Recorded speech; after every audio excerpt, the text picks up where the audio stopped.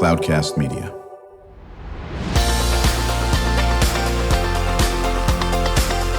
Drew Schlosberg Spotlight on the Community Show, amplifying the voices of social impact organizations, entrepreneurs, local nonprofits, and other community champions who shape the culture, creativity, and connectivity of San Diego.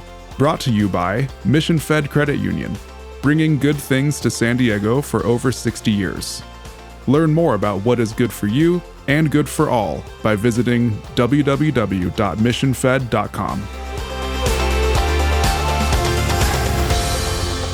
I'm Drew Schlosberg of Cloudcast Media. You're listening to another edition of Drew Schlosberg Spotlight on the Community Show. We are the nation's longest-running community podcast, now in our 19th year, brought to you by Mission Fed Credit Union. For 6 decades, been doing great things for San Diego folk. We are just thrilled to have in the studio with us today Steve Smith, or is it Smitty Smith? Smitty. Smitty, okay, Yeah. good. I put an SCH in there because of my last name, okay. And he is at the director of the USS Midway Museum's Aircraft Restoration Program. Can't wait to chat about that. Joined by my co-host now in her second year of helping us out on our Spotlight on the Community Show, Kristen Fogel. She is the executive director of San Diego Writers, Inc. Been in business for more than 20 years there at Liberty Station. Kristen, how you doing? I'm doing well. How are you? Well, I'm doing fine. Why don't you go with the questions to Smitty? Yeah, let's talk a little bit about your role here. And so let's start there. Okay.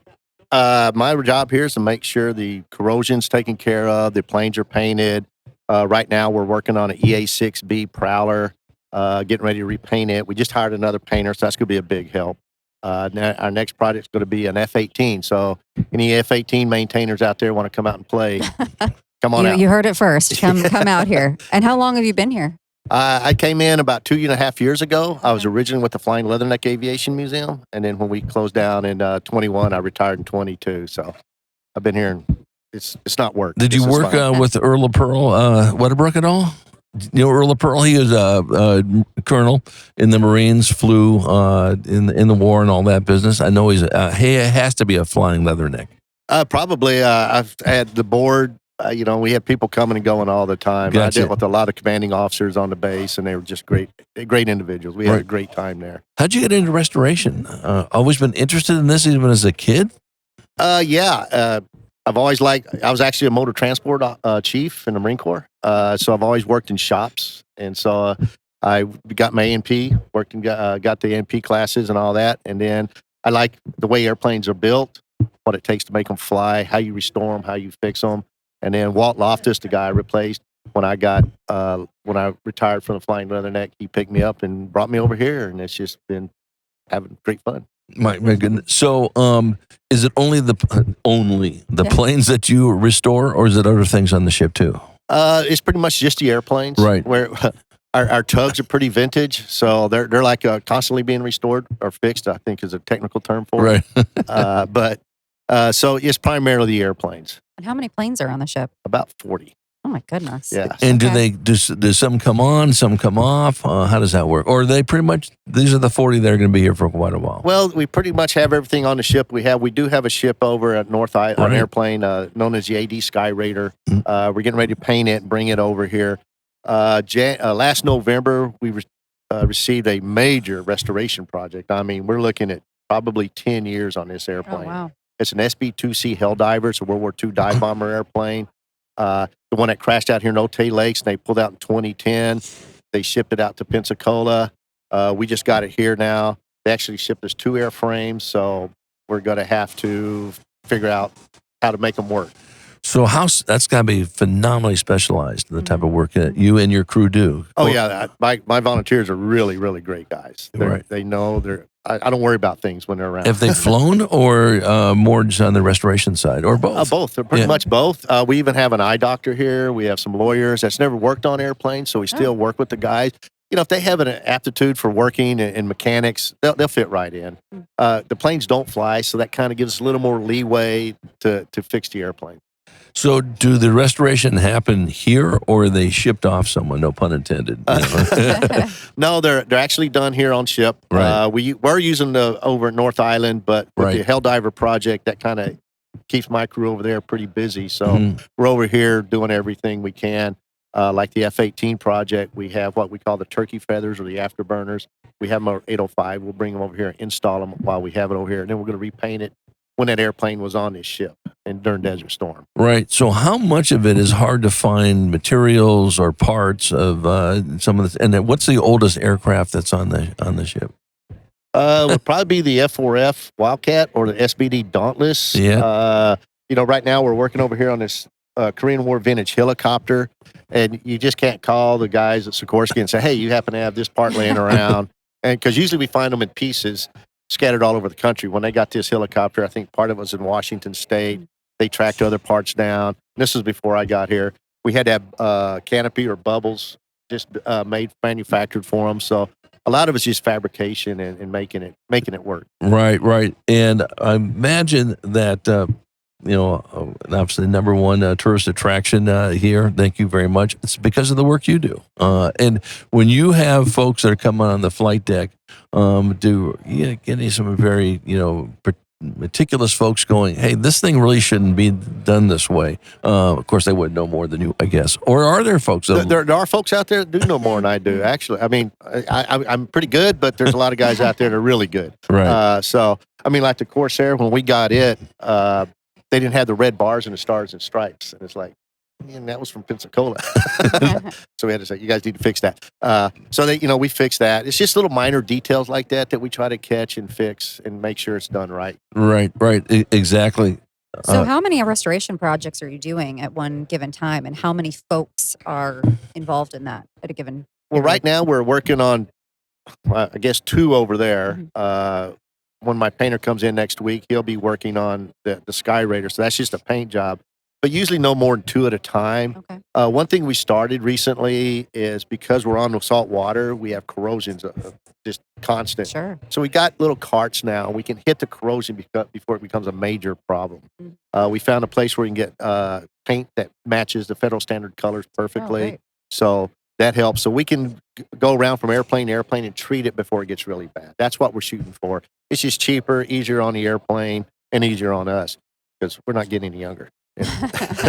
So the specs must be just absolutely precise, correct? Or do you have a little bit of wiggle room with those? Well, when it comes to the colors, we try to nail it perfectly. I mean, it's got to be specific. You can't. There's like 30 different shades of blue. Right. Wow. And then even the Blue Angels had like 5 or different shades of blue. So we try the time frame that the airplane was in. We really actually try to find pictures of that actual airframe. And if we can, we'll grab that picture and we'll repaint it to match that. And there are a few exceptions when, we want to represent a Medal of Honor recipient or something like that, then we may put it in his marking. What is the toughest part of restoration? Is it the painting? Is it the equipment inside? Both? Sometimes, you look at an airplane, it's like, okay, this is going to be a fairly quick turnaround. And then you open it up, it's like, oh my gosh. The birds had a hotel going on in there. There's like 46 different thousand nests in there. Really? There's salt. The corrosion inside could be really bad. The exterior may look really good, but you get into the interior, you're like, oh no. Right. And so for the folks who come on the flight deck, are there any of the aircraft where they can actually sit in the seat or not really? Yes, we have a T2 Buckeye trainer. Okay. The cockpit's open for that. Okay. We also have a C2 transport. It's on the bay, it's open. Our CH-46, people can go through it, sit on the seats and stuff like that. So they must love that part of it. Oh, they do. We also have several simulators up on the flight deck, an F-14 simulator, and a couple other airplanes. Now, do you restore that? You don't need to restore those at all, right? Sometimes we do because people like to yank and bank in them, and it's like, So we're always fixing them and stuff like that. Yes. Right. Which has been your most favorite aircraft to restore, or do you have one? I mean, that's a tough question. But. Yeah, but my wife's always telling me. I said, "That's my favorite." She goes, "They're all favorite to you." I would have What's to your say favorite today? Yeah. Today we got to move the Tomcat, so that's always fun. Okay. It's a great way to start your day is moving an airplane. Sure. But I'd have to go with the Corsair. So what's entailed in that? How many folks you need to Yeah. move it, and how do you move it? Minimum, we like to have no less than 3 people: the tug operator I was going to say. and a couple of wing walkers. but we have to take the stanchions down. We have to unchain them. Of course, this is a museum, so we have benches around them and stuff like that. So we just move them out of the way, grab the airplane, and put it in spot. Yeah. And so that's what we try to do. And then they'll work on that for, and you said there's one that's you're working, it's a 10-year project, you said? That is unbelievable. It's an SB2C. You can Google that, Otay Lakes Helldiver. Sure. And when they pulled it up, the engine was hanging off. And so. How did it get there? The pilot, they had their engine quit while they're flying it out of here, out of North Island, and pilot did a fantastic job landing in the lake. There's when I went out to go see it, now it's here. I went out to Pensacola to look at it, and the leading edge of the wings and the trailing edge were like untouched. So he must have just pancaked that thing perfectly in there. That's incredible. Yeah, it was great. And then, but it was sitting outside for 14 years in Pensacola. Not a good thing. Right. So we got a lot of corrosion. So what we're doing right now is we're de-skinning the wings. That's going to probably be a 4 to 6 year project, just the wings alone. Will someone be on that every day? Yes, pretty wow. much. What's entailed in that? There's thousands of rivets that have to be drilled out. And so we go through drill bits like candy. So we drill those out. We look at the formers and the extrusions and all that inside the wing. If we can use them again, we will. If not, we'll have to find another one. We have found vendors that have the actual extrusions we need, that's still from World War II, that match that. So we do that, and then we try to put it back together. We also have another one, which is the Army Air Corps version, known as the Shrike. But the Army didn't use them, so they gave them to the Marines, and the Marines used them. And so we got that going on. But they're two different models, and one's an earlier model than the other. It's like having a 1968 Mustang and trying to use it on a 1999 Ford Mustang. Sure. And it's like, this part don't work.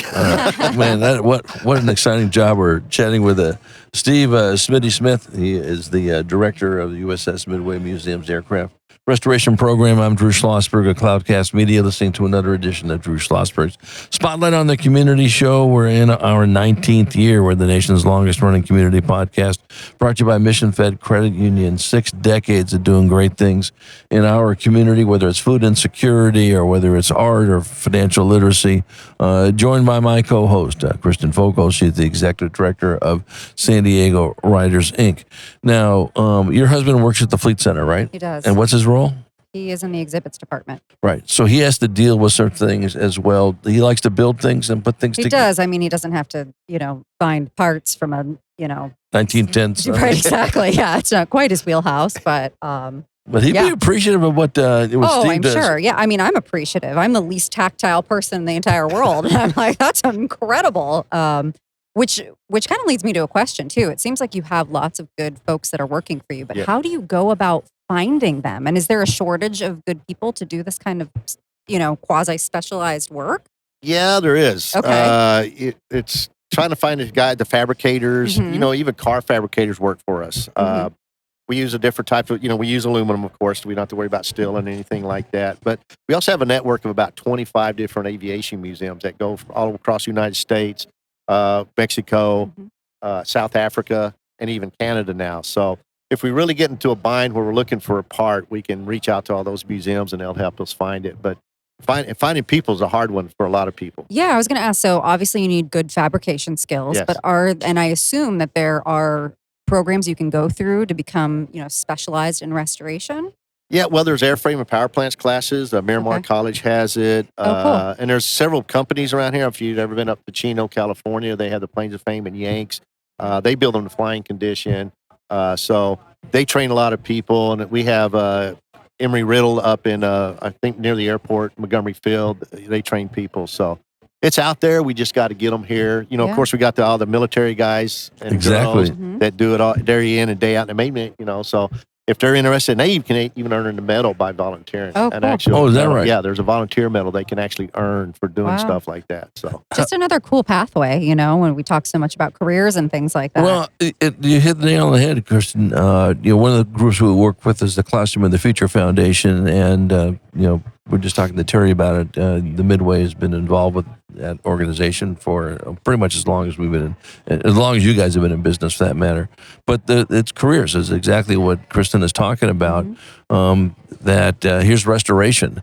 Well, I don't like to do X, Y, and Z, but man, I love to restore stuff. Yeah. And if you want to restore vintage, airplanes, this is the job for you. Mm-hmm. Yeah, I mean, it's not just the airframe. Right. We got the instrument panels. We got Yes. the instruments. We got ejection seats, Yes. Oh, yeah. cargo seats, the whole 9 yards. So it's not just there's hydraulics involved. There's all sorts of good stuff. So it's not just popping rivets all the time. And there's doping fabric on some of the control surfaces, which actually means cloth. Right. They're not metal. So it's and if you like things that change every day or do something different every day, this is probably the kind of field you want to get. So you mentioned there's about 40, planes on board, correct? Right.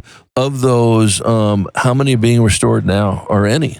Right now, we're working on EA-6B Prowler. Right. It's being restored. Next will be, like I said, the F-18 Hornet. And now we're just touching up the other ones. One of our big projects we're doing now is replacing the canopies and bubbles because they're outside. They're starting to craze and crack. So finding guys who can do plexiglass is also a really good thing. Fortunately, we have one company that does it right now. But we have people who can manipulate plexiglass is always good too. Yeah, well, that's a call for it. When we come back from break, Steve, we'll talk more about your job. We always save some time at the second half of the show what our listeners can do to support your efforts. Obviously, come on the ship and and be a patron and so forth. And maybe any advice for people who are listening and say, I never thought about restoration to the point that Kristen made. Maybe here's what you need to do if you're interested. Here's how you can do it. We return with Steve Smith. He's the director of the USS Midway Museum's Aircraft Restoration Program. I'm Drew Schlosberg of Cloudcast Media. Listening to another edition of Drew Schlosberg Spotlight on the Community Show, brought to you by Mission Fed Credit Union. We will be right back.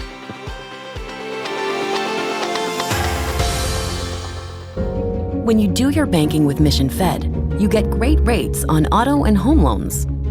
That's good for you, but something good also happens for a lot of other people. We're not for profit, so we put money back into the community to help lots of great nonprofits to keep San Diego strong.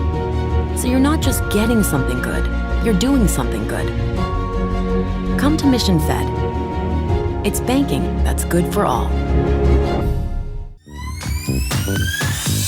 Brand amplification is the DNA of Cloudcast Media, and our code is the powerful blending of sound, voice, and storytelling to lift local brands and their communities.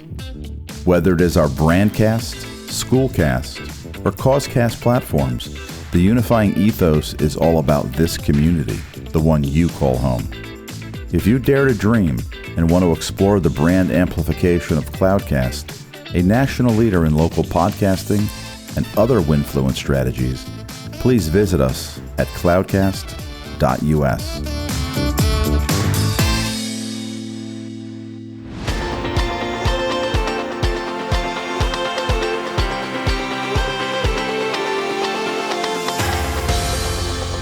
I'm Drew Schlosberg of Cloudcast Media. You're listening to another edition of Drew Schlosberg Spotlight on the Community Show, brought to you by Mission Fed Credit Union. We are thrilled to be here at the USS Midway Museum.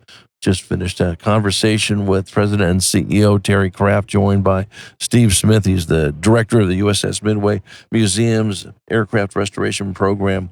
My co-host, Kristen Fogel, Executive Director of San Diego Writers Inc. in their 20th year. Right before break, we're just talking about what a cool career. What advice would you give to people who want to break into this? Get good with math. Get good. Interesting. All right, I'm out. Okay. Anybody else out there? Good. All right. Because there is a lot of math involved, especially when you're fabricating. Okay, yeah. But, learn to use tools. Is safety. Use them and use them right. How to operate tools, pneumatic tools, electric tools, and stuff like that, because we're using all, different types of tools on this. When you're working on active airplanes, you use pneumatic tools. There's no spark involved. Get your airframe and power plants classes, and if you can't get your A&P classes, it's licensed through the FAA. That's always. Or even if you're interested in cars, it's a lot like restoring cars. You're painting, you're fabricating, you're changing, you're building. Like some of these airplanes, we get them and they're missing major components. So my guys, we fabricate them and learn the different types of metals out there. Welding's always a good skill, stuff like that. So be a bubble chaser or a hydraulics guy.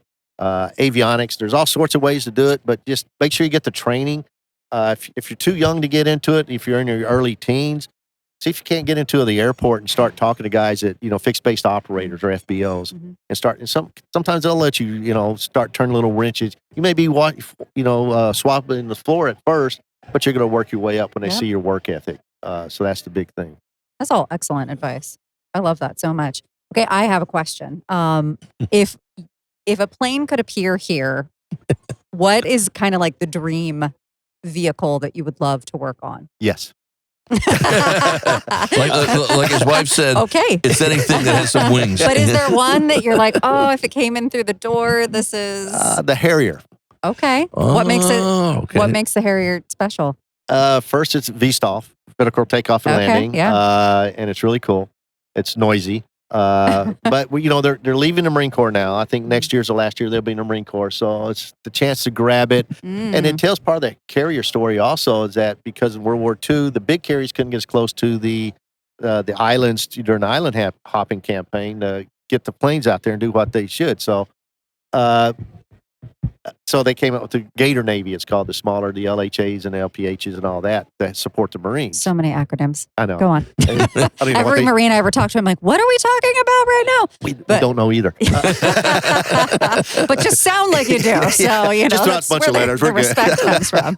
Yeah. But so it's just a really cool machine. I mean, the technology that went into it to create that vertical takeoff and short takeoff and landing is just phenomenal. I love the technology that goes into them. I mean, a lot of these rotor blades on these helicopters is laminated wood. It's not even metal. Wow. And these guys got in them. Have you seen a Harrier take off? I don't think so. Oh, at the air show. It's straight up and then. Yeah. And have you been on one? No, I actually hate to fly.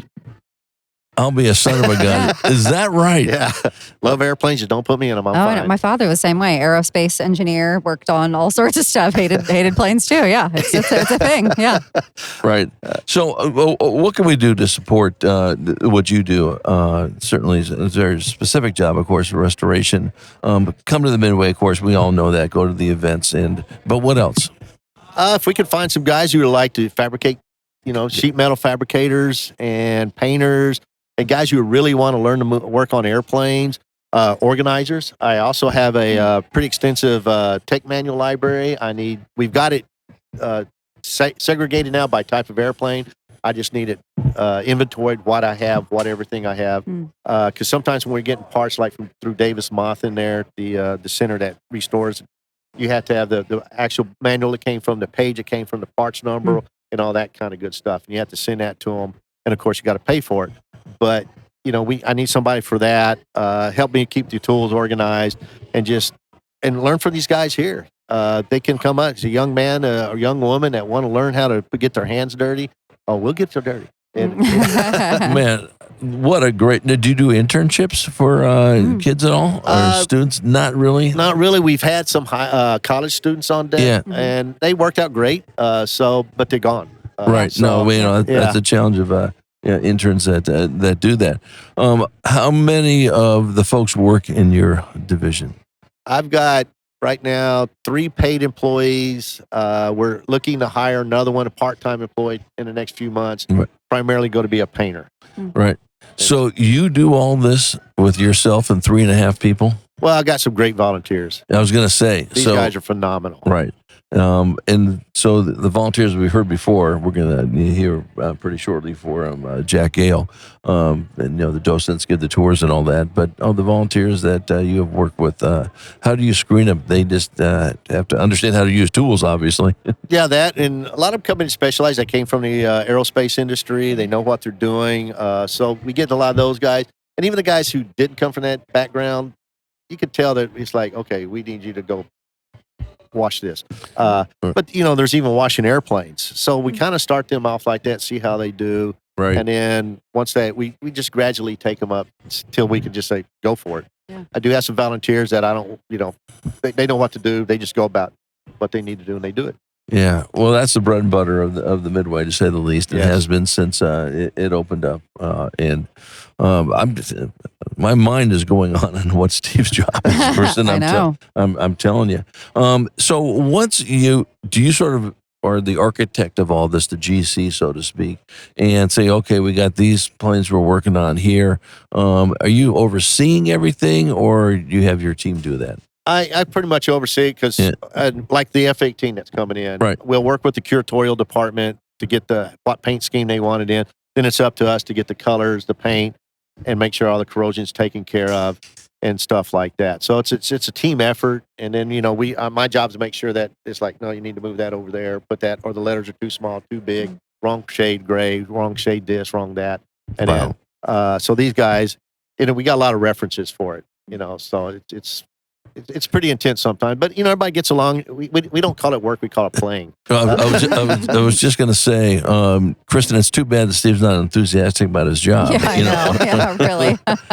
Exactly. Yeah, no, that's terrific. I mean, there's really no end to what you guys get. I mean, you could work nonstop, 724, 365, and still won't have enough time to do it all. No, the corrosion's going to keep us really busy. It's job security. Yeah. And it even comes down to the tires on these things. They dry rot. So right now we're also in the process of trying to get all the airplanes off the deck a little bit so the tires aren't touching, preserve the tires. I mean, these are basically monuments to the men and women who flew them, worked on them, fixed them, built them, the whole 9 yards. So we got to do it right and do it in their memory and make sure they're remembered. Now, do you ever swap the aircraft out? Say, hey, listen, this museum in Poughkeepsie or whatever, they wanted this, Hornet or whatever. Get it to them in exchange. They give you something else, or not really? We did before when I was with the Flying Leatherneck. Yeah. They had an SBD-1 Dauntless, which is that type that's back there, hanging from the ceiling there. They had an earlier version that was actually all Marine Corps. And I had what we call the FJ Fury, which was a navalized version of the Sabrejet from Korea. And so we made a trade with the Midway at that point. I don't think they've done that since. Right. Because they pretty much, they got a really good relationship with the National Museum of the Naval Aviation in Pensacola. So they're really good about if they want something, they can get it. Yeah. Well, Kristen, any more questions for Steve? No, I think it's endlessly fascinating what you do. Thanks for all the good work. Well, my volunteers do 99% of it. Well, it's amazing. So, yeah, thanks for taking us on that journey. Absolutely. Steve, any final comments? No, just come on out to the Midway, see what we do, and come out and play. Yeah, no, we'll absolutely do that. Maybe you need to talk to your husband about moonlighting and doing some volunteers. Oh, yeah, no, actually, I have a Army mechanic friend. She's jonesing to do some stuff. So I'm like, I wonder what she's doing. But yeah. Very good. Well, Steve, what a pleasure talking to Steve Smith. He is the USS Midway Museum's Aircraft Restoration Program Director. I'm Drew Schlosberg of Cloudcast Media, listening to another edition of Drew Schlosberg Spotlight on the Community Show, brought to you by Mission Fed Credit Union. We hope you enjoyed the interview. Thank you.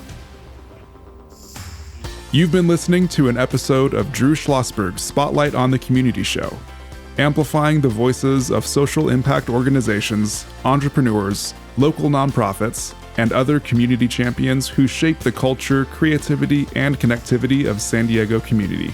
Brought to you by Mission Fed Credit Union, bringing good things to San Diego for over 60 years. Learn more about what is good for you and good for all by visiting www.missionfed.com.